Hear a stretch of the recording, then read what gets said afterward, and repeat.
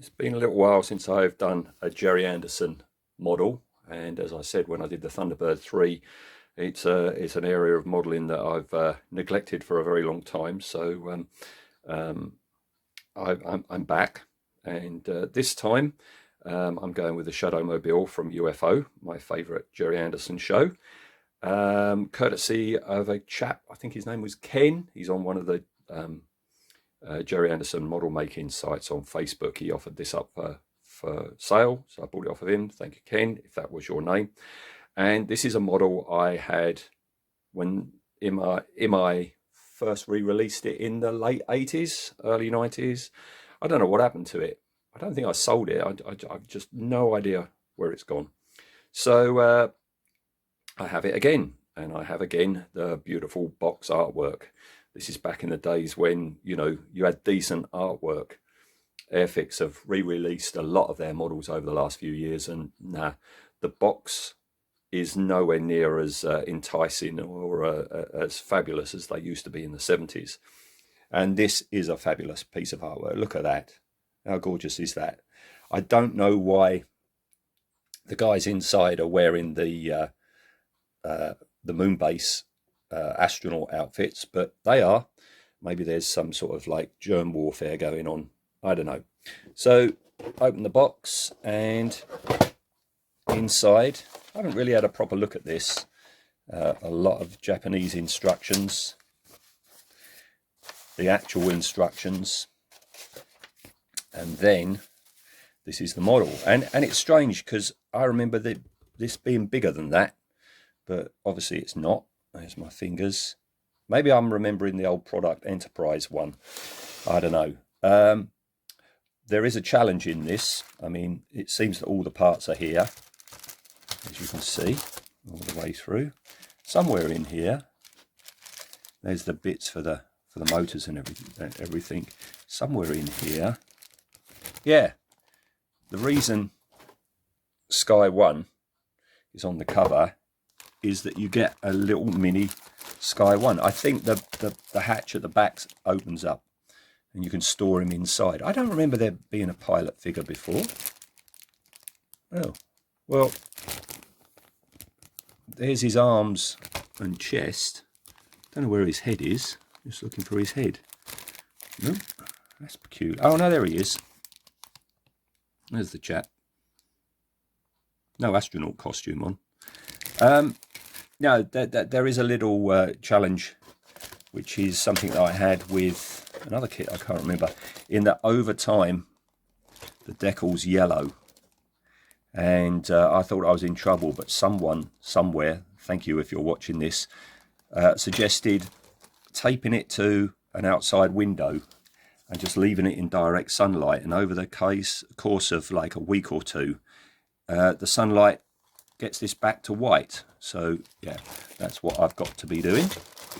So yeah, that's my out of the box of it, and I will return when I'm on my way. All right, so build has started.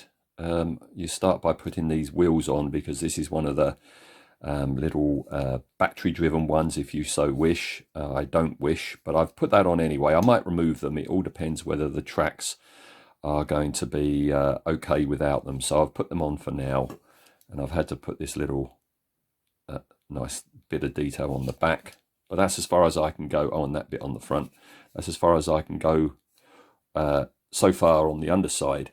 And that's because you have to build the cabin before you put the two halves together. These are the two halves.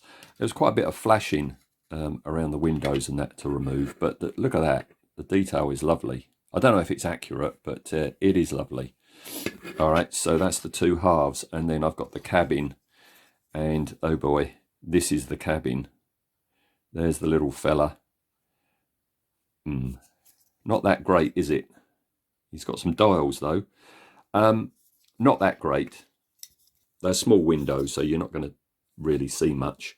But I'm going to paint him up first. I've got to paint the inside first, then put the clear canopy on, and then put that in. So basically I've got to paint that, but I've got to prime that I think I'm going to prime both halves before putting it together, then put that in, then mask off the windows, because putting on the base coat in 2 halves could be problematical. So that's that. I've had people on my social media sites like Facebook and Instagram saying, are you going to get a tank kit to replace these? Because yeah, they're not very accurate. But as he's not very accurate, what's the point of getting that to go really accurate? You'd have to like really scratch build a cabin interior if you're going to scratch build or convert the tracks, and I'm not going to do that. I'm going to make this as a Imai kit straight out of the box, all right, and just have it be a product of its time. All right, that's the very rudimentary cabin done, so I'm ready to move on.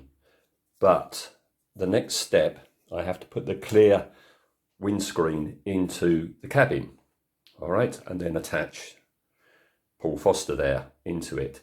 Now, that's caused me a bit of a worry, which has resulted in this strange affair. Hear me out here, all right?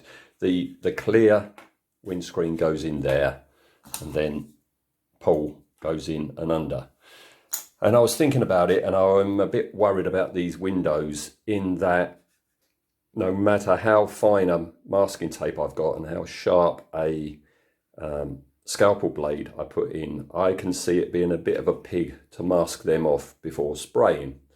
All right, I don't think I'm going to do a good job of it. So what I've actually done is I've just crudely taped the 2 halves of the chassis together, and then just sprayed that area in grey primer, and then the base coat. The idea being I can now go ahead, construct it all, and then when I'm ready to spray the rest of it, mask that bit off, and should be all right.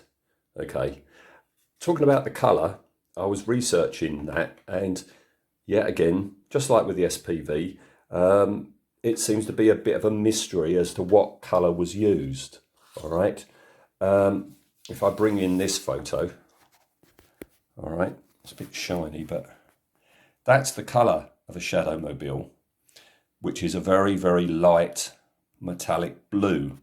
And I've seen people do studio recreations, and some of the colour schemes seem to be you spray it like an aluminium and then you dust over a metallic blue and that. And I thought, oh blimey, is that what I've got to do? But I went down to my local Halfords car store 2 days after the cock-up of having the wrong colour for my hairdryer ship. And I went there and I found a colour that seemed to be a match. And this does closely, it's not as blue as that. That's looking almost like an SPV. It's like we've got artificial light on at the moment because it's appalling. Let me turn the light off. Does that make it better? It's still appearing blue, and really it's not. Okay, once this is all done, you'll be able to see for yourself. Yeah, so I'm quite pleased with that colour because it's close enough. And that colour is actually a Peugeot Moonstone Blue, all right? So that's what I've put on, and once everything's done, I'm going to put some matte varnish just to take the shine off a bit, even though, you know, the original was quite shiny. Or I might just dirty it down. All right, so that's the latest. Oh, by the way, this magazine, if you're thinking, ooh, they're nice photos, well, they are nice photos. And if you wanted a copy of this, I don't know how rare it is now, but it's the old original version of Sci-Fi and Fantasy magazine. And they did a whole issue devoted to UFO, and highly recommended. You can see how beat up it is. I've read this book and reread the magazine. I've reread again many a time. So yeah, if you're a fan of UFO and the Gerry Anderson shows and Derek Meddings' work, track it on down. Well, I was very surprised. I hadn't really noticed when looking at the instructions. I mean, they're pretty basic instructions, aren't they? And I should have paid attention. I got that far, of course, ignoring making the little Sky One.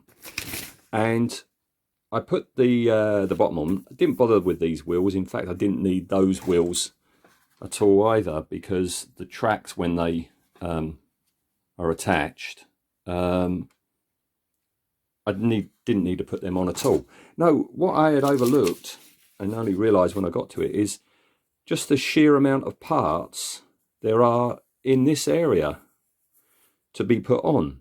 Some I've put on and some I haven't yet.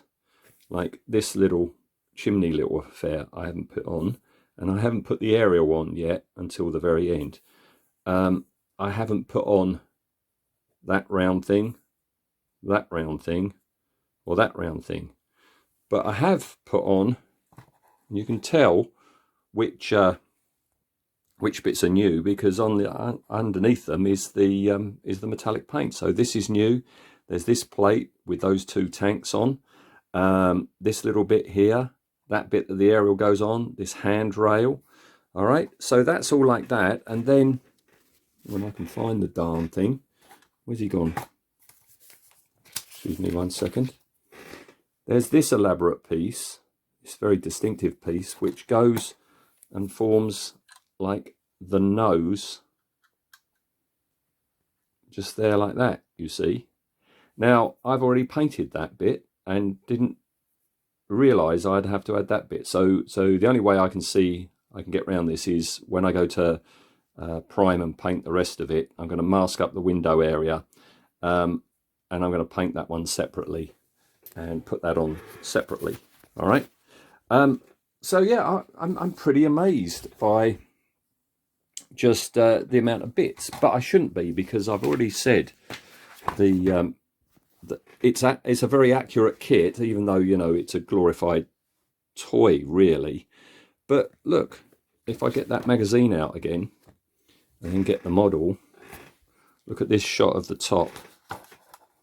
All right, so you've got a plate with two tanks, next to it, that thing, which is that thing. Then you've got the box and the thing the aerial sits on, there and there, and then that rail is there. So I'm so glad I got this magazine, because that made placing the parts that much more accurate. And yeah, that last little piece, that piece there, is that piece there. Oh, not that side's not accurate, but that side sure is. While I'm happy enough with this colour that I chose for the Shado Mobile, there is a problem. The original Shado Mobiles were quite big, you know, they were quite a size, like suitcase sized.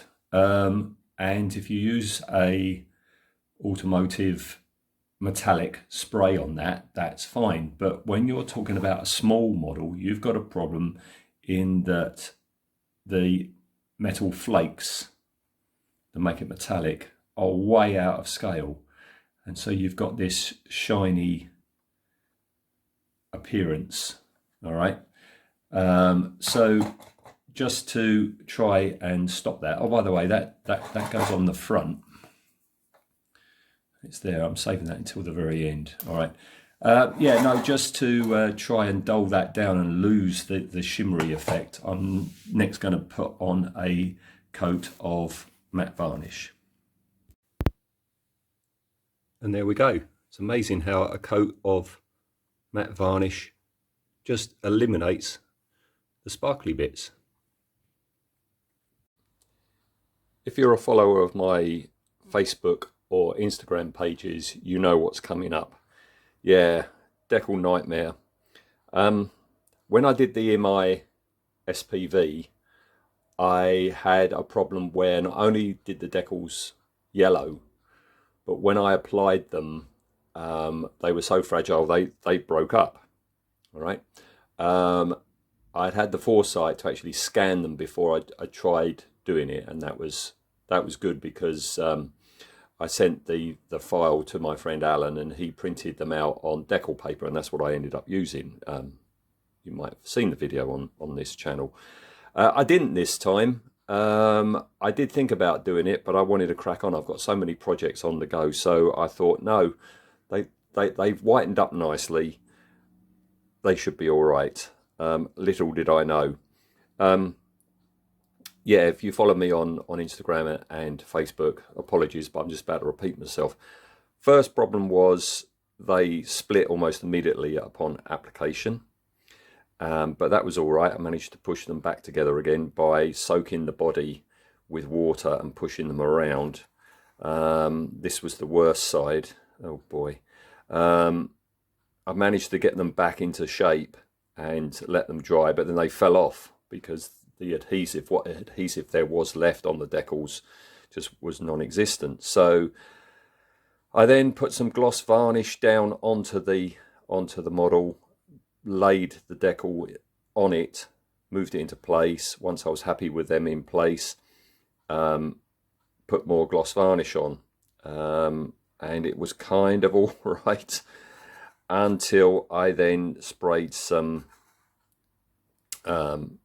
matte varnish on, and it's reacted to the gloss varnish, and I've got this horrible puckering.